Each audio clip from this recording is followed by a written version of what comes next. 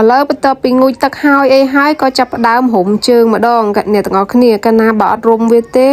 យើងវាប្រឡាក់ខោអាវដោយសារតែយើងលាបគ្រីមហ្នឹងវាអត់ស្ងួតទេអ្នកទាំងអស់គ្នាវាដូចខ្លាញ់អញ្ចឹងវានៅជាប់សើមអញ្ចឹងរហូតអញ្ចឹងហើយនៅពេលដែលយើងលាបវិគ្រីមនឹងហើយគឺយើងត្រូវរុំហើយរុំមួយទៀតផងដែរគឺយើងការពារនៅពេលដែលសិនជាអាកន្លែងដែលវាពងបែកហ្នឹងវាបែកចឹងទៅវាអត់ប្រឡាក់កៅអាវវាអត់ប្រឡាក់ស្អីផ្សេងអញ្ចឹងហើយគឺយើងរុំទៅវាប្រឡាក់តែអាកណាត់ដែលយើងរុំនឹងឯងអញ្ចឹងហើយគឺយើងរុំការពារផងអីផងហើយនៅពេលដែលយើងលមាស់អីចឹងទៅក៏យើងអត់យើងអាចទ្រាំអេសបានណាដោយសារតែយើងរុំចឹងទៅយើងអត់អេសទេ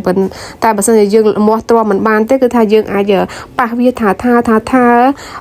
អេសបានវាអត់ប៉ះផ្ទាល់អត់ប៉ះអីចឹងណាចឹងហើយគឺបានជាត្រូវរុំហើយពេទ្យក៏គាត់ប្រាប់ដែរគាត់ត្រូវឲ្យរុំឲ្យអីចឹងទៅ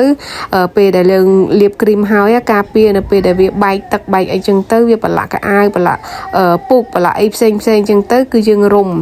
បាទនិយាយទៅរុំបែបនេះគឺវាល្អមែនតើដោយសារតែវាអត់មានត្រូវប៉ះពាល់ស្អីផ្សេងយើងអត់ចាំបាច់ប៉ះអីផ្ទាល់ផ្សេងអញ្ចឹងណាព្រោះយើងរុំការពារអញ្ចឹងផងការពារពេលយើងលមាស់មិនសូវអេសផងចាមិនឲ្យប្រឡាក់អីផ្សេងនៅពេលវាបែកខ្ទុះនឹងផងអញ្ចឹងទៅនិយាយទៅល្អមែនតើអ្នកទាំងអស់គ្នា